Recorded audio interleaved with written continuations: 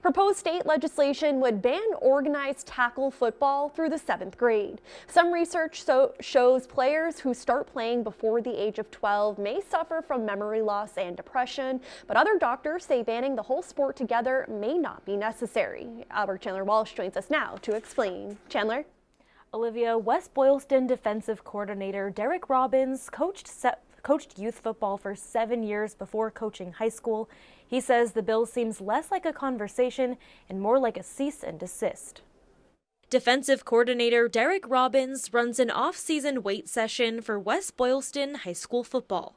He says almost all of his team played youth football and they need it to play the game safely. They need to learn all of the full contact activity that goes on in the game. And if they don't get that at a young age, they're certainly going to be in a tough situation showing up here as freshmen. A proposed bill would ban tackle football in Massachusetts for children in grades 7 and below.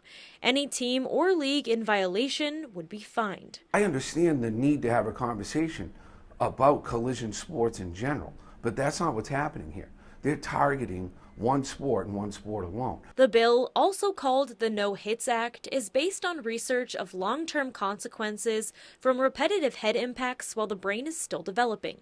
Co-sponsor Representative Paul Schmid says, as always, we want to come back to the guiding principle here, and that is what is right for our kids.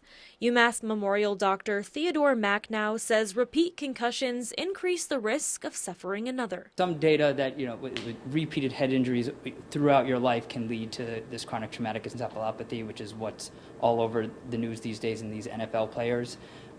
It is not well figured out sort of how many hits you need. Macknow says head injury awareness is important, but banning a sport may not be the way to go. Maybe for that kid, the small risk of head injury pales in comparison to the teamwork, the stick-to-itiveness, the exercise skills. Robbins says rule changes and a better understanding of concussions have already made the game safer. Certain drills that were being done when I was playing back in the 80s and early 90s have been outlawed.